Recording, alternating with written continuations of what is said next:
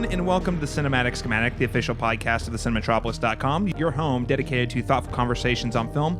I'm your host, Caleb Masters, and in today's special episode, that's right, extra bonus content for your ears, we'll be doing a spoiler-free review of Mission Impossible Fallout. This is the latest Tom Cruise film of the Mission Impossible series, the sixth entry in the series, the second directed by Christopher McQuarrie, so I think it's going to be a really fun time. Been looking forward to this one. In this special episode, we're also joined by an old friend, fellow podcaster who I go way back with. I'm talking way back. Yes. Yeah. It's been a while. Together, we've talked about countless movies over at Good Trash Media. We've talked about Game of Thrones. We've done a True Detective podcast on the much maligned season 2. Which you and I are both kind of defenders of a little bit. Yeah, I mean, I think there's a lot there to like. I think there is too. Yeah. But you know how it's like on the spectrum of liking it, we're definitely more in the liking it comparative to everyone else. For sure, yeah. Ladies and gentlemen, I'm very happy to welcome one of the co-founders and hosts of the Good Trash Genrecast, Dalton Stewart. Dalton, welcome. Hello. I don't have to do anything. You've introed me very successfully. Oh, awesome. Yeah, you smashed it. So, hi, I'm here. I'm super excited to be talking not just about this film, but with you. Yeah. We have not got to sit around mics together for quite some time. I know. Exciting things for you going on lately, man, with the Cinematropolis, with the screenings you've been hosting over at Tower. Thanks. It's been exciting to watch you have all this shit going on. This is an explicitly tagged show, right? Oh, yeah. I thought I saw that. Okay. No, you're good. I was thinking about that on the way here. I was like, I don't know. I can dial it back if I need to. Yeah. No, you're fine. You be you. Yeah. It's been very exciting to see all the things that you've been working on since you left Good Trash. So it's super exciting to sit down with you and talk about a new release like old times. I know, man. just like old times. Back on goodtrashmedia.com, you can find we did a movie review series. It was weekly, and we talked. I think there's like over 60 episodes. I want to say it's like 63 or 64. Yeah, that sounds including right. a couple of at least one year in review. Yep, that was an epic. What, two? Yeah, it was like a 3-parter. It was God. We recorded for 4 hours. It was insane. That was the longest podcast I've ever recorded in my life. I'm super happy to get you on the Cinematic Schematic, and I'm a little bummed it took me so long. It's just been one of those, once you get going, and then it's like I want to find a good action movie to bring Dalton on, and it's kind of my wheelhouse. Yeah. Yes, absolutely. I don't think we've done a single Mission Impossible movie. Oh my God. Okay, so we have not talked about Mission Impossible ever on a show. Yeah. Proper. So this is it. Yeah. Ladies and gentlemen, let's just go ahead, stop dancing around the subject matter. Let's go ahead and jump right into our review of Mission Impossible Fallout. You had a terrible choice to make in Berlin. One life over millions. And now the world is at risk. This is the CIA's mission. If he had held on to the plutonium, we wouldn't be having this conversation. His team would be dead. Yes, they would. That's the job. So a quick synopsis that'll tell you absolutely nothing about the film that you don't know about Mission Impossible. Ethan Hunt and his IMF team, along with some familiar allies, race against time after a mission gone wrong. Yeah. That is what happens. It's like every Mission Impossible movie. Yeah, that's all you need to know. Yeah. That's actually literally the plot of the first one, too, I think. Exactly. You can apply that to anybody. I guess the familiar faces is the only piece that's... But I think literally all of these movies, with the exception of maybe 2 and 4, no, 4's all about a mission gone wrong. Yeah, Yep. I think all of them start with the mission not going well, Yep. and the movie is just like putting the pieces back together. It's kind of hilarious because I don't think we've, at least in the film series, not related, which is not related to the television series. I think there are some references to the 1960s TV series in that first movie. The bad guy, John Voight's character is like the main character in the show. I believe so. But yeah, other than that, I think that's about the only connection. Yeah. So in the films, we've never actually seen a proper mission go as planned. No. Not usually. Where would the fun be in that? It's a great point because that's one of the staples of the series at this point. There's a mole somewhere. We've got to find him. Awesome. So this, as I mentioned, is the first time for Mission Impossible that we have a returning writer-director, Christopher McQuarrie, who also wrote and directed Rogue Nation, the last entry, I think it was 2015. And so it was interesting because this has never happened before. Tom Cruise has previously used these movies as a way to bring in new directors and work with people he wants to work with, while also, being a vehicle for his own stunts that he wants to pull off. And Mission Impossible was actually his first film as a producer, the original. So this is his baby. So it was interesting. He liked Christopher McQuarrie so much between Rogue Nation and the Jack Reacher movies. Yeah, because he brought him over from the Jack Reacher film to Rogue Nation. I guess they had such a good time making that kind of mid-budget action thriller that he was like, hey, you want to do something real wild? He's like, I want you to film me on a motorcycle. And I think actually Christopher McQuarrie also co-wrote or did some work on Edge of Tomorrow. I think he's got a co-writing credit on that. But yeah, they've been their partnership's been going on for a while now. Yeah. I mean, McQuarrie's obviously most famous for breaking out with his screenplay for The Usual Suspects, and the much maligned but I think super interesting Way of the Gun that he did with Ryan Phillippe and Benicio del Toro. Yes. Which a weird nihilistic film. Have you seen that movie? I have seen it once. And I don't remember it being nihilistic, if that tells you anything. It's been a minute. It's absolutely insane. This is a movie where Ryan Phillippe punches Sarah Silverman in like the first 5 minutes. Yeah. Okay. Maybe I haven't seen this movie. This movie's Caleb. This movie is buck wild. So yeah, I mean, Christopher McQuarrie's been around for a while, and his partnership with Tom Cruise has really kind of rejuvenated his career in a lot of ways, I think. Yeah, I think so too, and it's good to see him back in the spotlight because I actually love that you mentioned The Usual Suspects because he takes it's a very the plot of that movie. It's got a cool twist, but it's also a fairly intricate plot, and I think he's taken that and applied it to Mission Impossible. A lot of those, because the thing I like about Mission Impossible, and Fallout specifically, it's intricately plotted, but you never ever feel bored. You never feel like you don't care, or you don't feel like you're being misled, even though you are being misled. Like it's a very honest, transparent story that happens to involve a lot of really cool twists. And it's also what's really cool is even though this is definitely the one that feels the most like a sequel than any of the other movies before, to the most recent entry, is it's very accessible. Yeah, our frequent collaborator Kirsten Thurkelson, the frightful Femme of Good Trash Media, joined me for the press screening. We recorded a hot take in a hot car on my phone after the fact, and yeah, I think Ghost Protocol is the only one she had seen, and yeah, she also really liked it. I mean, I think it still remains super accessible, and I think that's kind of always been a big selling point of this franchise. Is it's easy for people to jump in because they are kind of standalone entries. But yeah, I think there are narrative threads that reward fans of the franchise without spoiling anything here. There is a callback to a character from the very first Mission Impossible, in the way of an arms dealer that is featured prominently as a side character, or she has a relationship to a previous character in the franchise. So there's some fun nuggets throughout the film, I think, like that. But you're right. I mean, it still functions very much as its own story. Mm-hmm. And I think one thing, if you're a listener out there and you haven't seen the Mission Impossible movies and are wondering what the buzz is about, the thing that I find amazing is on the surface, if you don't know anything about these movies and you just look at the poster, a lot of people write these movies off as really generic action movies, but that cannot be further from the truth. These are very eloquently well put together action films, and especially in the era of CGI that we're in, where everything's on a green screen. I mean, I think Skyscraper just came out a couple weeks ago, and literally every major action set piece in that movie was The Rock on a green screen. So in an era where it's less and less about real people doing things, the Mission Impossible movies has overwhelmingly featured practical stunts, or at least as practical as possible, without Tom Cruise doing actual suicidal things, although I think he's kind of pushed the envelope on that as well. You think? The man learned how to fly a helicopter in 6 weeks. That's Caleb, who does that? Do you know this story? I don't know this story. Enlighten me. So the legend is, according, and you got to always take these production stories with a grain of salt because, while I'm sure there's some truth to this, it bolsters the film's credit to tell these kind of insane tales of production drama. But the rumor has it that, Tom Cruise, there's let's call it a helicopter fight at the end of this film.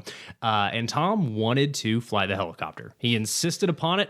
And him and McQuarrie were like, okay, let's figure out how to make this work. Well, it takes 3 months to even be certified on this helicopter that they're flying. And he says, why does it take 3 months?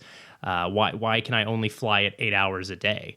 And they're like, well, that's, it takes a crew to get the helicopter going. Like, he's like, well, what if I do 16 hours a day? So they had 2 helicopter crews.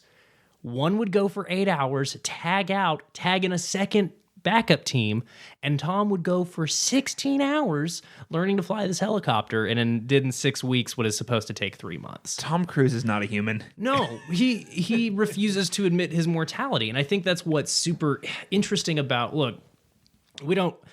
It goes without saying that Tom Cruise is kind of a problematic figure in Hollywood. Look, if you don't believe me, you can go watch the really great Scientology documentary that HBO produced, Going Clear. Was it Alex Gibney? Is that who did that? I think so, it's an Alex Gibney one. But anyway, I think that should probably tinge everything we talk about here. But I think what's really interesting about the Mission Impossible franchise, it is about a man who just wants America and the world to like him and is willing to put himself in harm's way to convince you that he's likable. And it's such a interesting... I find these movies as interesting an examination of Tom Cruise's psyche as they are just really well orchestrated action films. And I think that's what's really exciting about them, because there's that meta element of the real world that kind of always encroaches in on these films just by virtue of the practical stunts that we've mentioned. Well, I mean, a great example of that, and I'm not going to take credit for it, but Patrick Willem did an entire YouTube video about this, about why Ethan Hunt's a great character and why it's more interesting because it's actually about Tom Cruise. Absolutely. I hadn't heard this idea, but yeah, I was actually thinking about this. No, I know. I think it's a really spot on reading you have, because the third film is when about the time he was getting in with Katie Holmes, and it was about this wild guy trying to settle down. Like 1 to 2 years after the couch jumping incident, number 3 comes out, the one that, I think really kind of establishes the genre as we know it today. Yeah. Yes. But even that said, the weakest, the undisputedly weakest entry in the genre, part 2 with that John Woo directed with Thandie Newton and Anthony Hopkins. Yes. And Doug Ray Scott, who almost was Wolverine. But wasn't because of Mission Impossible 2. Matt Singer over at Screen Crush had this really great article about like, hey, yes, this movie doesn't work, but it also started a lot of the trends that we associate with the Mission Impossible franchise. So I kind of like that continuity that this series has had, just even though, as we've mentioned, they are all kind of their own standalone stories, with Fallout being the first exception to that. I think they've done a really good job of having there be a continuity of production, right? And letting audiences kind of be part of that production continuity just by, the marketing push for all of these films being talking about how they did these crazy stunts. Yeah, no, I wholeheartedly agree. And it's interesting because the first film is a totally different animal. The first film is actually worth revisiting. Yeah, I watched it right after Rogue Nation, the most recent entry. So 3 years ago. And I think the points are the same. It's really interesting because it's a combination of just Mission Impossible, an adaptation of Mission Impossible, which is already kind of a quirky show. So you've got all the weird tropes they try to bring over from that. You've got the fact that it's made in the 90s, and it's really interesting because they get a lot of the ideas about where technology is going correct, but like the way they visualize it is bonkers because based on the limitations they had. Well, and it's also very much a Brian De Palma film. It doesn't have the bombast that John Woo would bring to it, and then would kind of be associated with the franchise going forward. Yeah, exactly. Because you have Brian De Palma. It's more of an espionage film. 2 is just balls to the wall. Yeah, there's a motorcycle joust in it. Yeah. They actually, the joust, they actually ride at each other on motorcycles. So good. Look, that film is not great, but there are some sequences in that film that are just delightful. Did the Mission Impossible theme. There's a great... I mean, that's the film that brings about all of the face mask switcheroos that we've come...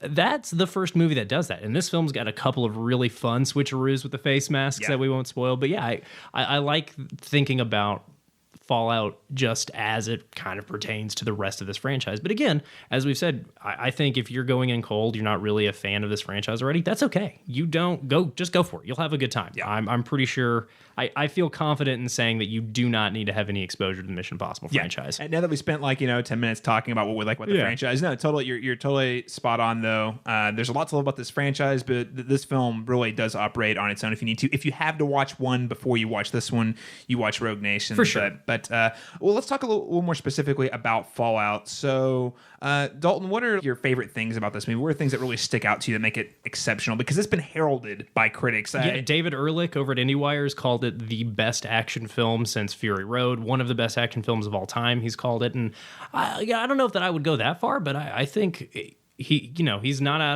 out of school for making that assessment, because I think there's a lot that works here. You mentioned tropes at play in Mission Impossible 1, and I think one of the things, other than obviously these really great action set pieces, one of the things that Fallout does so well is it takes tropes that we know from the action genre, the thriller genre, the spy genre, and subverts them in ways that are really interesting. It has a real self-awareness in terms of, the craft of making this kind of movie, and in a way that's not irritating. Like, Deadpool came out earlier this summer, Deadpool 2 came out earlier this summer, and that's a film that honestly feels less self-aware than Mission Impossible Fallout, despite the fact that it's got all this fourth wall breaking. It's still very much a kind of conventional superhero film. And I think Fallout succeeds in having a trope self-awareness that never becomes self-indulgent. There's a ticking clock at one point in this film, and they do a really good job of calling out what an obvious trope that is. There's a moment where a man is the damsel in distress. There's all kinds of great moments like that throughout this film where there really is an interesting subversion of the tropes as we know them. And for me, that's one of the things that I really like. The other thing that I really liked is just as we talked about, these films being about Tom Cruise as much as they are about Ethan Hunt. I really like the ways in which this film paints Ethan Hunt as an unmitigated good.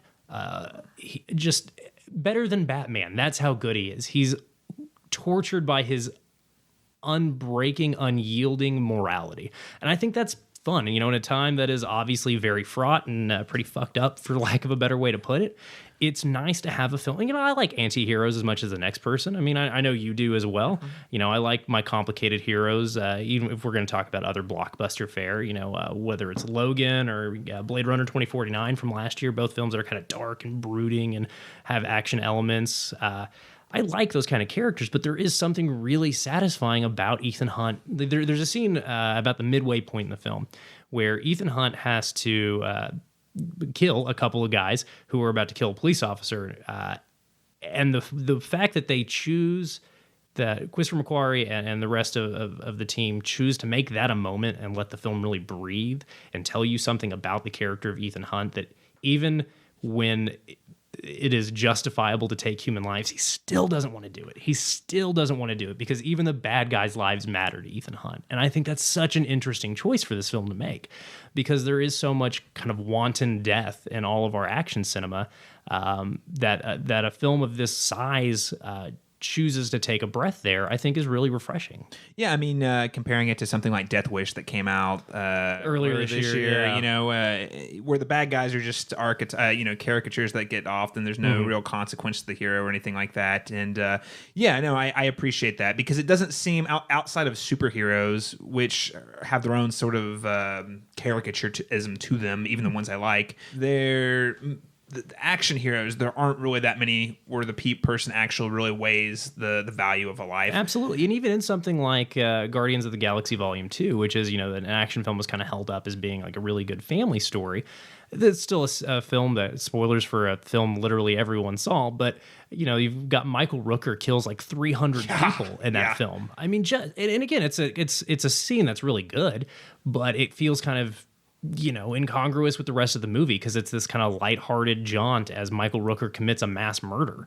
And they're all bad guys, but it's still a lot of human life that is being expended for a laugh, essentially. And again, that, there's nothing inherently wrong with that in a film, but it kind of cuts your legs out from underneath you when you're trying to tell a story about good guys, right, to some extent. Right. So, and again, while I like complicated anti-heroes, they're like, as you mentioned, there's not a lot of exampos of this. I can't think of any other than even with superheroes. We thought of that example right there. Even with someone like James Bond, he kills a lot of bad guys. And the most recent rendition of James Bond with Daniel Craig we saw, there is a little more weight to it, but it gets a little too mopey. You know what I mean? It gets a little too dark for a nice kind of bright, sunny action hero. Yeah, and the film, it just stays so breezy. all of our films, there's been plenty of talk this last couple of weeks over, the 10-year anniversary of The Dark Knight and the negative impact that's had on action and blockbuster cinema. And I think Fallout kind of rightfully, other than embracing practical effects the same way, that film did, it really eschews that kind of dark brooding stuff. I mean, this is a film that, again, staying spoiler-free, hinges on stopping the death of a lot of people, and yet the film manages to be very breezy and, not too self-serious, but also, again, have weight. And it's a very delicate balancing act that I feel like it pulls off. Yeah, I agree, because I do feel like in some ways the last two entries of the series have been the air quotes darkest, but like they're not dark as in like they're not gritty, they're not self-serious, there's not really a lot of melodrama, and again, like I said, Ethan Hunt is a good guy that you can get behind, that you root for. I think the line Alec Baldwin says in this movie is, you value the individual as much as you value the millions, and that's why you're the right man for this job, sort of thing. I hope that's not a spoiler, but no, that comes super early in the film, and I think it's a great, if you're trying to decide like whether this film is for you or not, I think knowing that is kind of the thesis statement of not only this film but the main character, I think is kind of an interesting selling point, honestly, is they have kind of continued to codify the idea of who is Ethan Hunt. And that's one of the things that makes these films work, is some really great character work, not just for Ethan Hunt, but also for Ving Rhames Luther and Simon Pegg's Benji, and also Rebecca Ferguson's Ilsa Faust, who is, kind of the breakout of Rogue Nation. I mean, I didn't know who Rebecca Ferguson was before that film, and now I'm always excited when she shows up in things. And even Sean Harris from Prometheus, who returns from Rogue Nation playing the villain. Even that character, who's definitely very evil, gets character moments, and we get to like learn things about characters. God forbid you should have character beats in an action film. Whoa, what are you talking about, Dalton? I need more explosions. No, and that hits on what works really well, because this movie has character beats. You get behind the characters. You follow the story. It's complex but not convoluted, and it's not hard to follow. Somehow they managed to hit the pacing flawlessly, because you're never bored, because there's so many action beats thrown at you constantly action beats. But also, I never feel like it takes away from the character beats. It never takes away from the fact that the story is not just either lazy or thrown together or treating the audience like it's dumb. Like, there's none of that. It just feels like a clean action movie that's got enough there that if you want to pay attention, there's some real value there. But if you don't, you can also just go and check out really some of the most impressive action scenes I've seen, at least this year, if not in the last 5 years. Yeah, and I think where it succeeds, though, is it invites a casual film goer who still probably has some sort of literacy with action cinema, just because it's one of our more popular genres out there. I think these meta things that we've talked about, it does so in such a way that it makes it really accessible. It makes it easy for the casual film goer to get what the film is doing, if that makes sense. Especially, again, we're trying to stay spoiler free, but there is a moment at the end of this film with a ticking clock, as these films often end. And I think the execution of that scene is so successful, and like inviting the audience to think about other scenes like that in cinema. And I think there's really cool choices there. I think one of the things that most excites me about it, as you mentioned, just talking about how clean and efficient it is. Christopher McQuarrie does like a 6-minute exposition dump in the first 10 minutes of this film. And I was like steeling myself to be annoyed with his exposition dump. And it's just delightful. Yeah. It's quick, efficient, and, maintains your interest by having innovative film techniques that show you this exposition as much as it's telling you exposition, right? You know what I'm talking about, early in the film. Yeah, very early literally in the film. At the second scene. Yes, and they lay it. I mean, because again, it is exposition, but I think what you're talking about is the way they're able to communicate it visually. You're not just talking heads in a room, or the whole movie comes to a halt, even though it's the beginning. You know what I mean? You feel engaged. Yeah, and that leads to a pretty brief action scene that opens the movie, and then leads us into another scene of exposition that is so exciting and so delightful, and has, again, in the first 10 minutes of this film, we've got a really incredible twist. Again, I don't want to spoil it because it's so exciting, but when that happened, Caleb, where was your mind at? Did you think, man, is this what this movie's about? Because that's what I was thinking. I picked up on it. Okay. There was so the scene you're talking about, it's very early in the film, and you're rolling with it. You're like, oh man, this is getting really serious real fast. And like, I don't know where this guy came from. I don't know what's going on. And you're kind of learning it with another character. Like, okay, what's going on? But it's trickery. It's very, very clever trickery though. It's real. Again, I almost you have to, and the only I kind of just before the reveal, one of those like right before you're like, wait a second, something's off, and then like your brain starts. So you're like, wait, I'm watching a Mission Impossible movie. And that's the thing that's so exciting. This Mission Impossible film, Rogue Nation, I think, as I recall, did this as well. But the script does just a great job of letting you know the twist right before it lets the characters know the twist. But there's that moment when this scene happens that I was like, oh man, is that what this movie's about? Because I kind of want to see that movie too. Right. Yeah. We're like, whoa, this got really. There's a lot of dark stuff that happened off screen. Holy smokes. Well, I mean, and again, the fourth movie opens with the Kremlin getting blown up. Yes. So I'm prepared for these movies to like really lay it out on you. Well, we've seen them do that time and time again, where they actually do have devastating, world-changing bombs go off or events occur. Yeah. So again, I wanted to talk about those opening scenes because it is such an exciting way to lay out exposition quickly and efficiently and in a way that's fun. Right. And just it reels you in and grabs you, and then it buys your trust with something like that because it's so clever and so smart. You're like, all right, well, this is going to be a lot of fun. Yeah. And subverts one of my without doing too many spoilers, again, talking about the tropes that this film engages with. One of my least favorite tropes in cinema is the real life news person. Oh yeah, I don't like it. Yeah. I get why we go to that well so often. I find I'm usually annoyed with it, but in this film, they find a way to take even that trope that I'm annoyed by and really make it new and fresh and exciting. Yeah, no, I agree. That's in fact, it was one of those. We get some talking heads in this movie, and when I saw them, I was like, really? Are we gonna do this? We've done this so many times. I actually rolled my eyes. I was like, what's going on? That seems uncharacteristic. But then the way they use it, you're like, yeah. Exactly. Every time you think you've got this film figured out, it surprises you in a really exciting way. Yes, wholeheartedly agreed. So one thing I want to talk about is there were some newcomers to this film as well. Henry Cavill was one of the bigger. Henry Cavill and Angela Bassett, thank you, both representing the CIA. Now, if you follow the series, I don't want to spoil past entries too much, but more or less, there is this back and forth, specifically in what could be considered the air quotes trilogy, starting with 4, 5, and 6. There's this back and forth between the IMF and the CIA.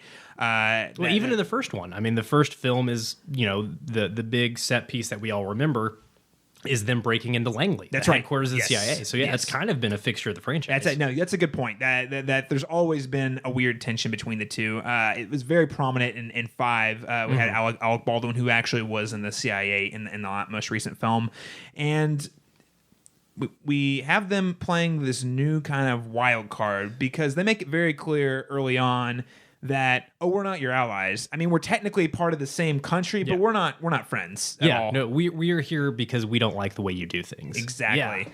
Yeah. But I want to get your take, Dalton. I personally, I don't know. I found, of course, on the internet that a lot of people don't like Henry Cavill very much. I like him more than I don't, and I actually thought this was a really good role for him.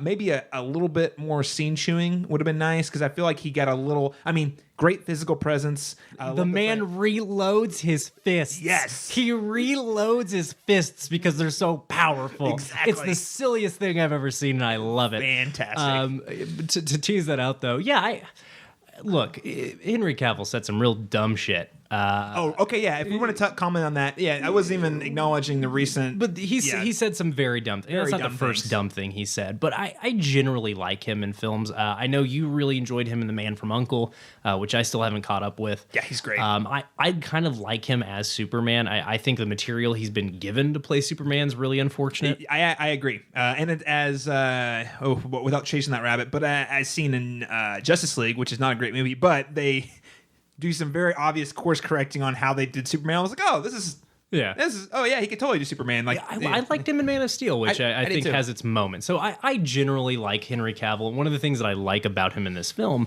is from the first moment that he's really involved in the action of the film. Obviously, he gets introduced in kind of a scene of exposition, but the famous Halo jump that they've been showing in a lot of the trailers, which again, another production history that who knows how true this is. Legend has it that Tom Cruise jumped out of that plane 106 times. Once a day. Yeah. because they had to get the shot right. They had 3 minutes of daylight to do it because they wanted it at dusk. Yeah, and that's legend. He's did it 106 times. That is legend, according to Christopher McQuarrie from Twitter, as recent as today. Yeah, talking about this. Who knows if that's true? But man, that scene is wild because that was a moment where I was like, how much? Where's the seams? Where's the CGI? There's a storm here. I know the storm's not real, but where's the And you kept looking for where the seams in the fiction were, and it's such a. We've seen a lot of skydiving scenes in films, even going all the way back to Point Break, and that's why people still like Point Break, the original, is because of all of those very real skydiving scenes. And seeing this Halo jump, which again, for those who are not aware, there's a really exciting one in Godzilla, but a Halo jump is basically a jump from the upper atmosphere. That's why there's breathing apparatuses involved. So I kept looking for the seams in it. I couldn't find it, and it's just like right there, you're like, what is this? What is this movie doing? But even in that scene, I love that they paint Henry Cavill's character as kind of just an unmitigated doofus. Yes. Just a complete bozo.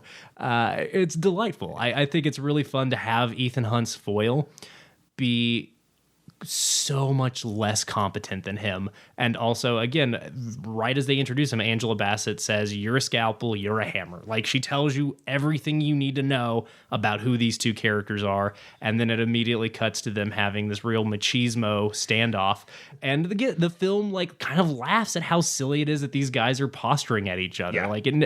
There's plenty of scenes of dick measuring in action cinema, and I think the film has a really good sense of humor about those moments. But that is the most long-winded way I could have possibly said I like Henry Cavill in this film. No, that's great. That's exactly what I was looking for, because I agree. I don't think, having just recently rewatched all these movies, I don't think he's had a foil like Cavill. Like you said, kind of a bonehead, but also has enough charm. Still has a lot of charm to him. But real good, because Jeremy Renner kind of acts as a foil to him in Ghost Protocol. Yeah. And Jeremy Renner's character, as I recall, is just as likable as Ethan Hunt. He just disagrees with Ethan Hunt. And here we've got Henry Cavill's character, who is really unlikable throughout the film. And the film finds interesting ways to kind of further your feelings about him. But yeah, he's silly as hell. You're right. He's a bonehead. Right. And I appreciate his performance. I would have loved to have seen him I don't know. The movie's so lean, I don't want to risk saying add more stuff to it, but it would he gets some good stuff. I think he could have chewed the scenery a little more with a little more, specifically in the second half. It seems like he has a lot less to do, or at least most of the second act, third act. Once we kind of understand what everybody's motivations are. Yeah. I know exactly what you're saying. And I think I could agree with you to some extent that you almost wish for a little bit more. Right. But again, by that point in the film, we've brought back Sean Harris's character, Solomon Lane, and he's just nibbling on that scenery. I love him. He tears it up. I love it. Oh, great. He's such a good villain. I loved him in Rogue Nation, too. Oh, he's fantastic. And I think this is the closest we've ever gotten to a Bond villain in a Mission Impossible movie, and he hits a home run. I mean, I think the only other entry is Philip Seymour Hoffman in Mission Impossible 3, who is just... I think he's still kind of the high watermark for villains in this franchise. But yeah, it's the first time we've come anywhere close to that. But Philip Seymour Hoffman, the difference between having recently rewatched it, because you're right, he's like a big bad. But it's what's funny about that movie, and this is just a testament to how great Philip Seymour Hoffman is if you remove the fact that he's playing that role, it's actually a pretty he's basically a glorified arms dealer, which is still Bond's fought those before. Yeah. But he elevates what's a very two-dimensional, flat character, just way up. Very memorable action movie villain. Sean Harris is definitely playing your more Moriarty-esque, mustache twirly. And you're exactly right that Philip Seymour Hoffman's character is kind of like a banal evil almost, and that's kind of, I think, what makes him so scary is just complete ice. Like he just has no motivations other than financial. I mean, the iconic line. He's like, you got a wife or a girlfriend. I'm gonna hurt her. They used it in the trailer, and that was the moment where I was like, I remember seeing that trailer and going, I guess Mission Impossible's still good. Yeah, right. I remember seeing that, God, over 10 years ago now, and thinking, well, that looks awesome. Yes, yeah. No, and I didn't end up seeing it till after Rogue Nation, but Hey, it happens to the best of us. It was the first. So having recently rewatched it in preparation for this new one, it was the first time I'd watched it since college, which was the only time I'd seen it. It was a funny thing. I'd only seen all of these, other than I think Ghost Protocol. I'd only seen them like once. And again, as you mentioned earlier, a nice thing about this movie is, and I can speak to testament, it is very rewarding if you've watched all the movies and followed along. Never at the expense of making it complicated or being too fan servicey or anything like that. And again, I think just. One of the other things I like about it is in the age where comic book movies dominate and fan service and crowd pleasing is the name of the game, Mission Impossible does those things, but doesn't. I never feel like it's pandering or it's desperate for our love. It just does a thing. It's really clever. It like winks, but it never winks at you. You're just like, oh, that's really clever, and it goes on. I don't feel like there are some cool Easter eggs, but it never oversells them. Anytime you're watching a Marvel film, there's always an overabundance of Easter eggs. It's like, who can spot what? This movie's really not. It does a few things like that, but it's not really interested in that as part of the selling point. Again, I'm a defender of Infinity War. I think that was kind of the hot film conversation for about 2 months. Is how good is this movie? It's successful. It's not a complete mess, but how good is it really? Right. And I think there's plenty of merit to the idea that. I think it is very good. I just think it's good if you accept that serialization is part of the new norm for filmmaking. Right. This film exists as we understand film as a non-serialized format. Right. Infinity War is more like the season finale of a big show you've been following for a long time versus Mission Impossible, where it's more like it's a film. It's a film. Maybe more akin to like an X-Files episode where it's like, there's some through lines, but you don't have to pay attention to any of that. Yeah. You're here to get like a self-contained great story. But yeah, it feels a lot more weirdly classic because of that. It feels like it's from a different era because everyone's about expanded universes now. And again, nothing. I'm not going to say those are terrible, but it feels. Because it doesn't do those things, at least not. It's refreshing by being old-fashioned. Yes. Yeah. Exactly. Yeah, an old-fashioned action movie, and it's not to say that these films, this film doesn't use CGI. It does, but as you said, it's very clever at hiding the seams. Anytime they can do something in the frame, they will. Tom Cruise will ensure if it's humanly possible, it'll get done. This isn't a spoiler because it's featured prominently in the trailer. If that motorcycle, if he could have done that motorcycle crash, I guarantee you he would have. Yes. That's the one moment in the film where one of a handful of moments in the film where you go, okay, that was definitely CGI. Right. I guarantee you they had a conversation about whether or not he could actually ram into a car at high speed on a motorcycle and be okay. The tumble he takes is very real. It's just there's a cut when he actually hits the car. Right. I guarantee you there was a conversation about, can we let Tom run into this car at 40 miles an hour? Tom really wants to do it. He wants to do it. He just really. Oh, that God, there's a moment in this film, just as we're talking about the action beats, where, again, without spoiling anything, Ethan Hunt says, "I won't let you down." And it tells you so much about the psychology of Ethan Hunt and also Tom Cruise. And it shows you that Tom Cruise is still a very good actor, even though this, latter stage of his career has kind of been dominated by very physical performances. He does so much with that line, "I won't let you down," that it really sells the idea of like, who didn't hug Ethan Hunt enough? Who is he trying to impress? You know what I mean? Did that moment the Church of Scientology has not hugged him enough, Dalton. Did that scene work for you? I'm sure you know which moment I'm talking about. I know exactly what you're talking about, and it means so much. Just because you just see the authenticity in the performance, and yes, what we've seen in the film so far, knowing that he's done a lot of these stunts on his own, knowing and because all of the fight scenes, the crashes, everything we see has such a weight. Like when someone gets punched in this movie, you feel it. You're like, oh, because of all those moments, when he says that, you believe him. Yeah.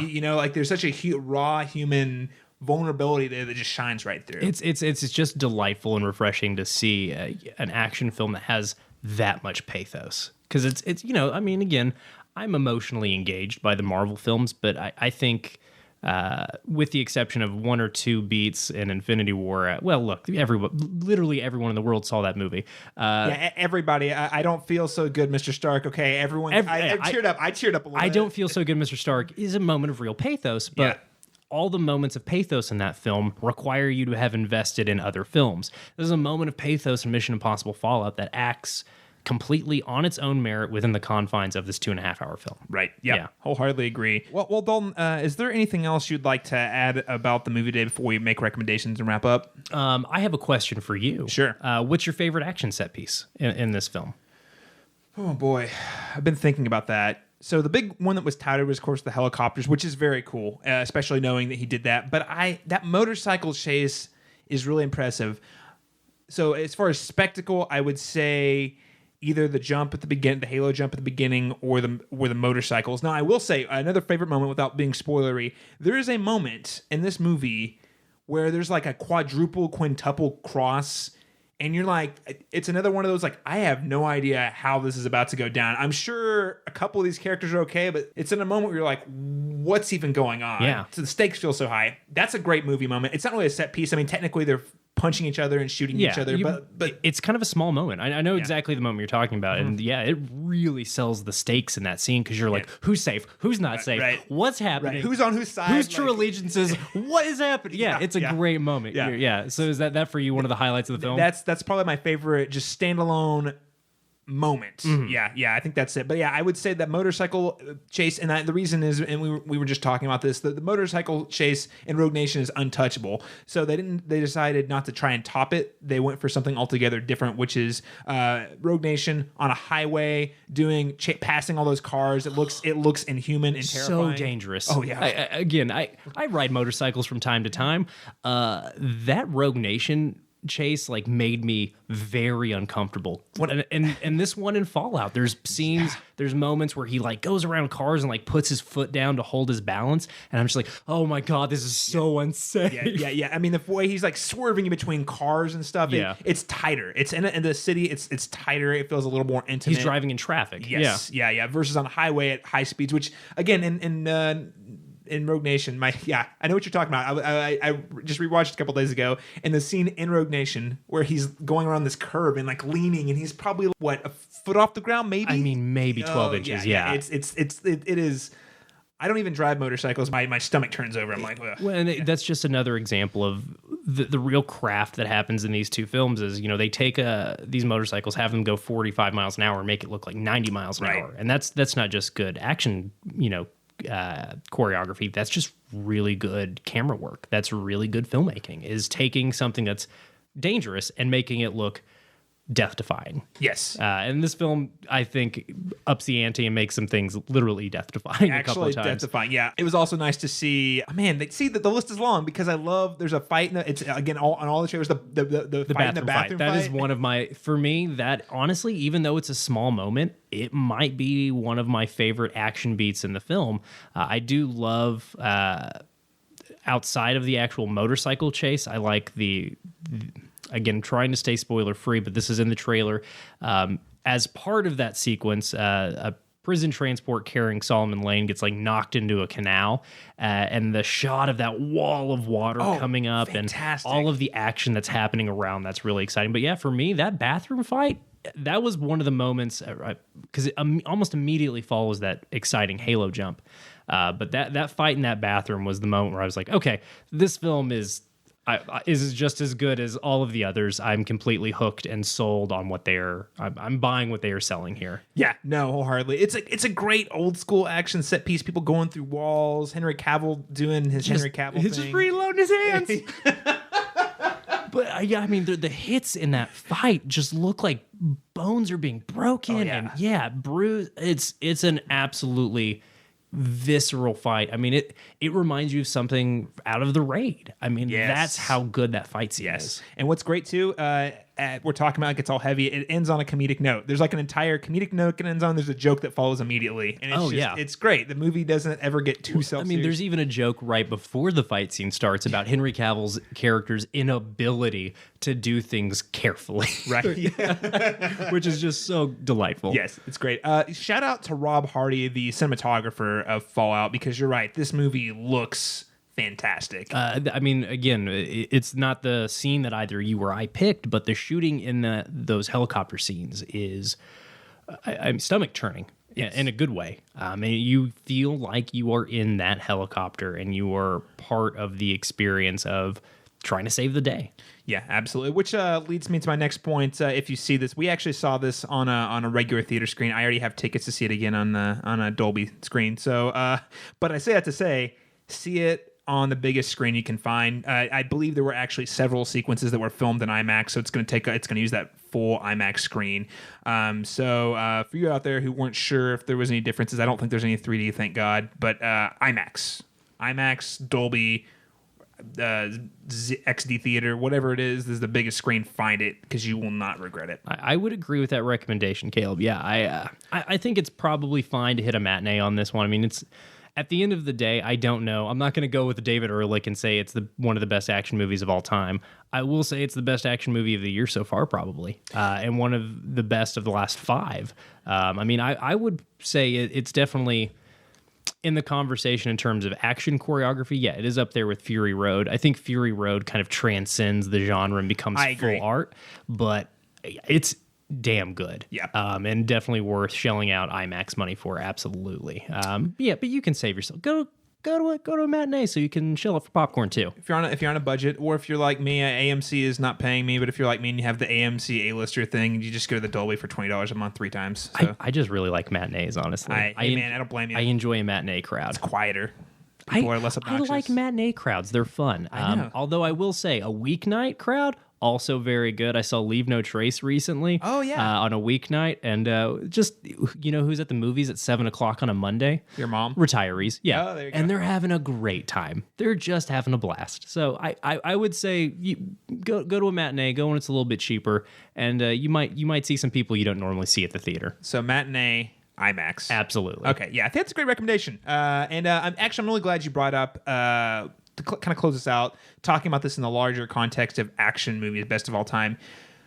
So we've been doing movie reviewing for a long time, and talked about films for a long time, and I think we both learned, be careful about early buzz. It can poison you. It can poison you. And I was not let down by this movie at all. But yes, when David Ehrlich is saying the greatest action movie since Mad Max Fury Road, and that happens to be my favorite action movie of that and Terminator 2, my 2 favorite action movies of all time, it certainly sets a very high bar that I think oftentimes might be setting us up for failure, because I don't think it's as good as Fury Road. Although Fury Road, as you said, I believe transcends action movie and sci-fi. It is a very work of art. I don't know. Don't want to overstate it. I would say that's not an overstatement. I would say that's fair. And again, I think Fallout becomes a work of art in terms of just being a new benchmark for crowd-pleasing action cinema. Again, I think Fury Road is intentionally kind of weird, and you've got the doof where you're playing flamethrowing guitars on top of a truck that's made out of amps, and you've got these sandstorm. There's some, just visually, that film has a great color palette, and thematically is saying all kinds of interesting things about our society and culture. And I don't know that Fallout gets there. I think Fallout does, as we've mentioned, have a really strong moral core. And I think while it's not quite up there with Fury Road, I would say that it is absolutely about as good as an action movie possibly can be. And who knows, in a couple of years from now, and I'm with you, I'm very resistant to declaring things the best thing ever right out of the gate, because it's easy to get swept up in the moment. I had that happen with, we were talking about this off air, with Blade Runner 2049, and I wanted to walk out of that theater and say, this is better than Blade Runner. You don't need to watch Blade Runner. You can just watch this. And it's taken me a year now to come around and say, yeah, no, I still feel pretty comfortable with that opinion. I think so too. But I'm not willing to go. Again, I love David Ehrlich a lot. He's actually one of my favorite film critics. I'm not going to go and give it that high a praise, but I will say, again, as we mentioned at the top of the show, I don't think he's talking out of school to make that declaration. It's just, I'm not going to go that far. Right. No, agreed. I don't, I'll put it that way. It is not out of the realm of possibility. For him to say that, I think that is a valid opinion. I don't think it's out of nowhere. I think that's a very valid, informed opinion to have. Mm-hmm. And also, easily, as you said, best this year.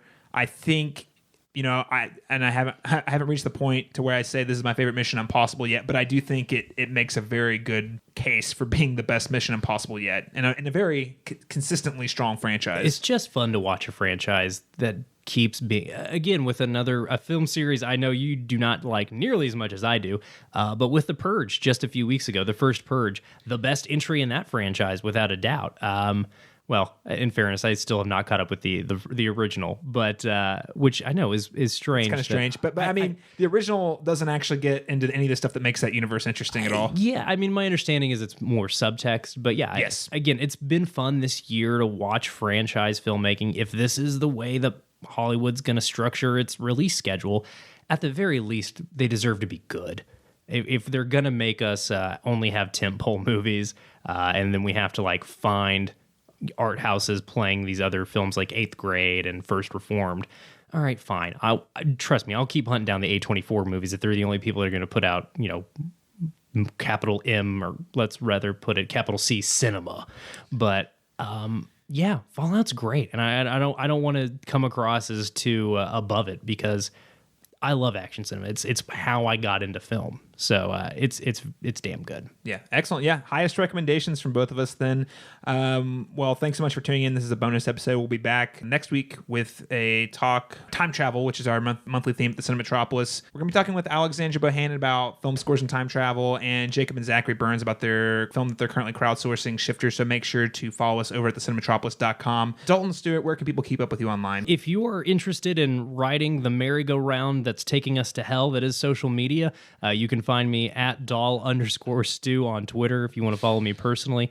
If you're curious what I'm up to in terms of what I'm making, you can follow Good Trash Media, which is still going strong. 7 years? 6 years. 6 years this September. Look, man, it all bleeds together after a certain point.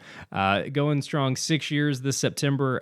That's going to be goodtrashmedia.com for all of our show archives and written content. And then you can follow us on Twitter at good_trash. And then I want to pimp our most recent piece of content over there. It's not a show that I'm actually on very often. I've been on twice, but it's The Praise Down with Heath and Alex, our newest Good Trash Media show.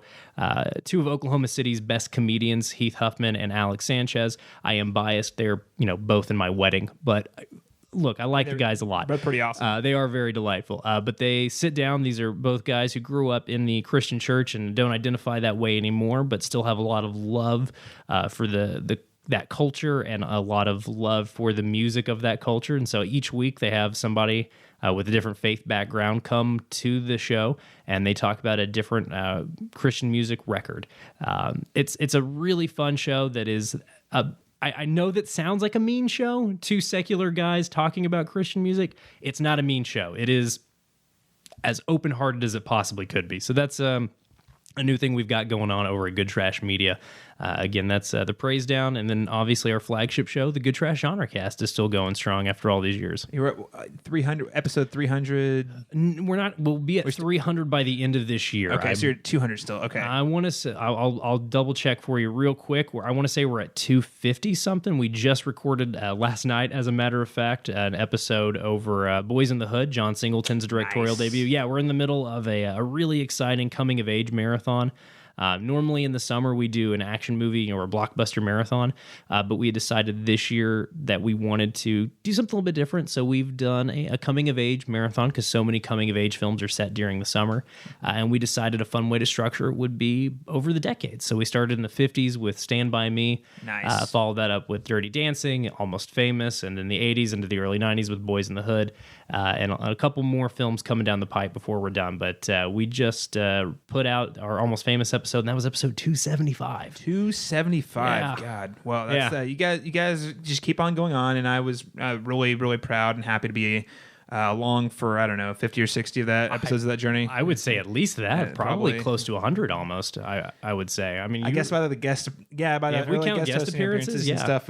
Dang. Yeah. But no, everything Good Trash Media. Head on over if you like anything at the Cinemetropolis. I promise you're gonna love it. Dustin, Arthur, and Dalton are always having a really fun conversation. Bring some really insightful analysis. Sometimes it's usually it's roundtable analysis about movies that we don't get to talk about nearly as much here. You guys go back and just look at films that fit your themes, and some of the best films I've ever seen, and also talking about films a lot of people haven't seen or haven't discovered. So it's a great way to get a new perspective on old movies you liked. I appreciate you saying that. I mean, and that's the intent, right? We want to. You don't have to save these conversations for things like First Reformed or Annihilation or Sorry to Bother You. I mean, those are great. Some of my favorite films of the year. But you can have in-depth conversations like that about Point Break.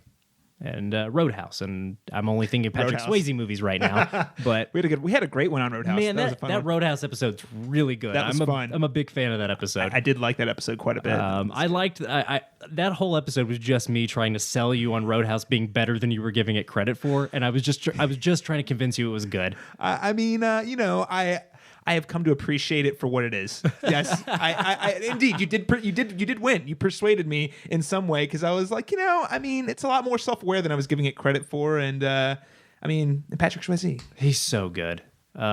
He's wonderful. But yeah, that's what we're up to, and thank you, Caleb. Those were very nice things that you just said. Oh, no, absolutely. And so highly recommend goodtrashmedia.com. For the Cinematropolis, if this is your first time tuning in, you can head on over to, of course, thecinematropolis.com or follow us on Twitter and Instagram at the Cinematrop. And we're also on Facebook, so give us a like there. And yeah, we're going to be riding this time travel wave for another 2 or 3 weeks until the end, I think the 3rd week of August. So keep your eyes peeled there. And until next time.